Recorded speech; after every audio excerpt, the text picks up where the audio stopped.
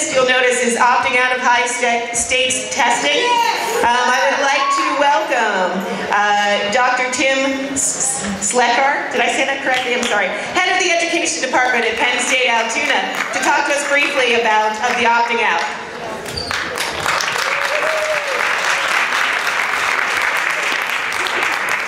Thank you, everybody. And so before I wrote this, I was having a tough time getting the words together. My daughter said on the way in Friday night, she said, "Dad, you just write an introduction, have something to say, and then at the end, make it really powerful." And I was like, oh, well, thanks, you know. But I woke up and I finally did this. Look, I've been a professional educator for over 20 years. Elementary school, middle school, college. 3 years ago, my wife and my son, Luke, and I went to a parent conference with Luke's language arts teacher. She was concerned, and so were we. His grades were dropping. So we met and we found out that Luke was having problems completing writing prompts. As an example, his teacher handed us one of Luke's papers and it had a big 0 on it. What was wrong, my wife and I wondered. Luke's teacher asked him to help explain his errors. You see, the writing prompt had asked Luke to, quote, write about the 2 most exciting times you have had with your family. Luke's teacher handed Luke his paper and asked him to read his response. Luke read, "Woo-hoo! Let me tell you about my great family vacation to the Adirondack Mountains." Luke's teacher interrupted. "Hold right there. Now, Luke, explain to your mom and dad what's wrong with your response." Luke, slightly embarrassed, replied, "Well, woo-hoo is not a sentence, and writing prompts must always start by restating the prompt as the opening statement." Luke's teacher looked at my wife and I and simply said, "That's the problem. If he did that on the PSSA, he would be scored a 0. And as much as she hated to admit it, she was under tremendous pressure to make sure that her kids score well on PSSAs. I was angry. My wife was angry. Luke was actually experimenting with writing and trying to communicate to his readers a sense of excitement. Woo-hoo! But this disastrous system, PSSAs, was forcing his teachers to comply with the powers that be. The PSSAs were forcing Luke to parrot sentences in a preordained structure so that low-paid temp workers would be able to score it. That was the moment when my wife and I decided that something had to be done. We weren't exactly sure what to do, but we had to do something. So after some discussion, we decided that Luke was not going to take the PSSAs. Yeah. Our son was not going to participate in a system that was forcing teachers to comply with educational mandates constructed by politicians and other reformers who have absolutely no credentials in education. Yeah. We were not going to allow Luke to provide data to a system that was really designed to prove that Luke, the teacher, the school, and the community were failing. We were opting out. So after one appearance on CNN and Fox, I, along with some 5 other educators and parents and idealistic radicals, founded United Opt-Out National.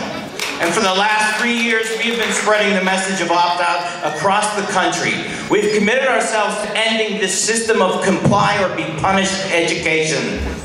Or as we say on our webpage, quote, we are committed to ending corporate-driven, test-mandated education reform.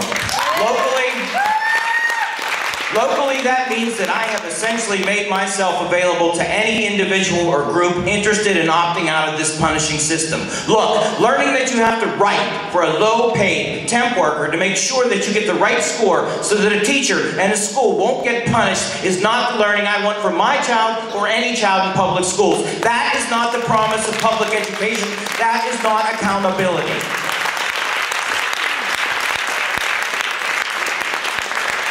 But I want to end by reading a letter that I wrote to teachers in Seattle. Now, if you haven't heard, which of course you probably haven't because the media has been squashing this story, but teachers in Seattle have organized their own opt-out movement. Teachers, not parents, are refusing to administer the high-stakes test called the MAP. So I wrote, "Dear Seattle teachers, stay strong. As this opt-out continues to grow, and I believe it will, advocating for authentic assessment is absolutely essential. The reality is that any high-stakes standardized test is always going to be an invalid indicator of student learning. Start using the words and language of learning over terms such as achievement and growth. These terms are embedded in the high-stakes standardized testing narrative, a reform narrative that exploits terms such as achievement and growth to avoid talking about what really matters, learning. Therefore, authentic assessment under the direction of professional teachers is the only type of assessment that can truly demonstrate learning. This is so key in the larger fight against the reform movement. The reform story is all about achievement scores and rankings and presents this false story of failing public schools. This story rests on scores from standardized achievement tests that purposely distort the reality so that the public believes achievement and learning are synonymous. The real issue is the civil rights violation that has occurred during the reform movement's reign of testing. Yes, there is a gap. However, we know the last 10 years has done nothing to improve that gap. In fact, the real gap has actually increased for all kids, but poor minority kids have been damaged to an even larger extent. They have been denied a fully funded public school experience. A rich experience in the arts, music, physical education, history, and other content areas has been cut because they simply are not tested. Right. The Seattle opt-out is truly a movement in support of restoring and in a lot of cases finally providing a fully funded and supportive public education to children that have for decades been excluded from this fundamental right due to the fact that they live in poverty. Once we change the narrative, once we reveal the reform movement for what it truly is, a massive civil rights violation that has denied a generation of children a powerful education, the public will continue to support you. This is a fight to provide the children of this country a solid and powerful education that will allow them to think critically and imagine new possibilities. This is advocating for the ultimate freedoms. The freedom to think, the freedom to imagine, the freedom to create, and the freedom to dream. No more false labels of failing, below basic, needs improvement, and not adequate. This is the language imposed on us by standardized tests as pushed by the reformers. It is meant to destroy powerful public schooling and relegate most children to menial jobs in a dead-end economy that only creates wealth for the powerful. No more. My children, your children, deserve the same type of educational experience that the powerful demand for their children. This truly is the civil rights fight of our generation. In solidarity, Tim Slekar. Thank you.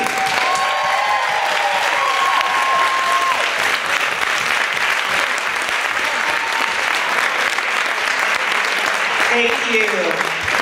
Dr. Slekar will be available in the lobby in a few moments after we close here to have a continued discussion with anyone who's curious about opting out. He'll be able to answer questions for you so you can join him in a conversation there. After we're done, we're going to be showing a documentary entitled Brooklyn Castle.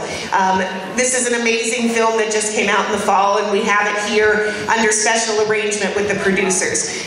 It's about a middle school in New York City, a very high poverty school that has a chess team. And that chess team has won more national chess championships than any other school, but the entire program has been threatened by budget cuts. So it's exactly the kind of story we need to be knowing about it. It's exactly the kind of story we need to be talking about.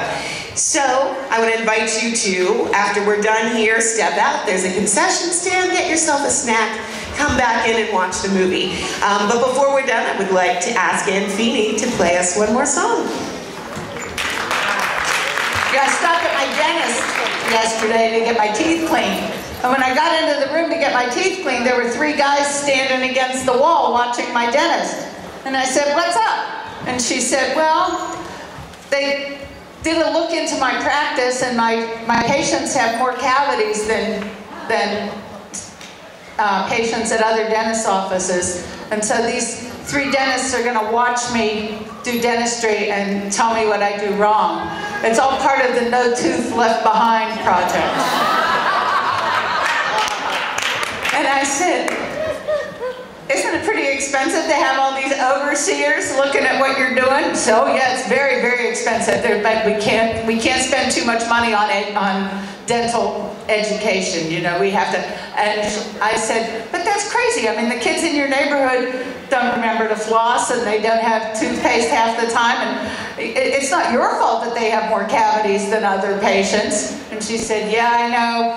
But they don't know that, and they'll spend whatever it takes to have people watching me, but they don't want to spend anything on the patients. I don't know why I told you that story.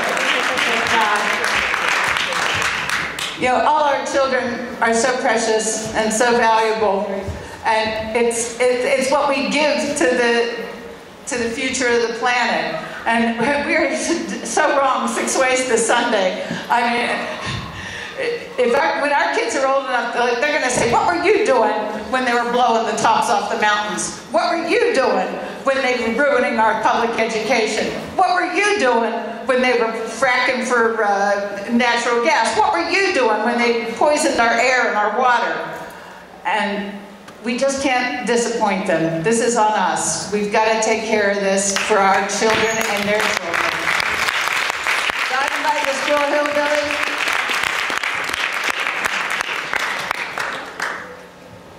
I invite the Squirrel Hillbillies and Cheryl to join me, and I invite you all to join as well. This is a song was passed down to us from Fannie Lou Hamer. And the most important thing you can do is let your light shine. This little light of mine, I'm gonna let it shine. This little light of mine, I'm gonna let it shine. Oh, this little light of mine, I'm gonna let it shine.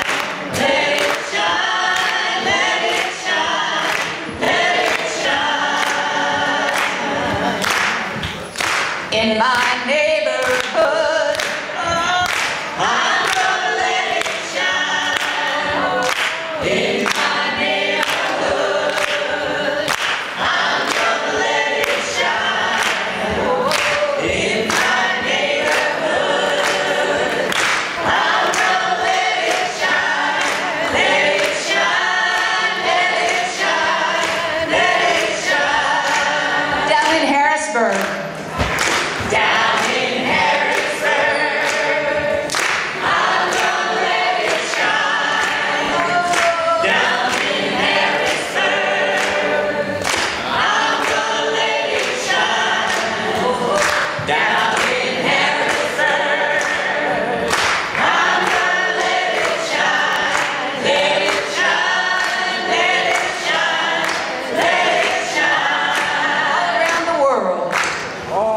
All around the world, I'm gonna let it shine.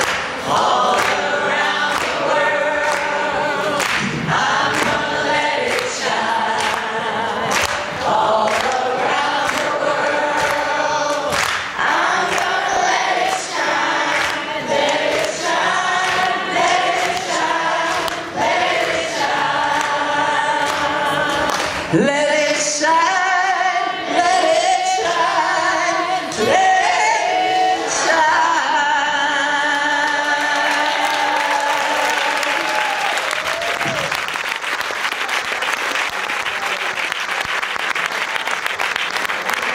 Man, thank you, everyone.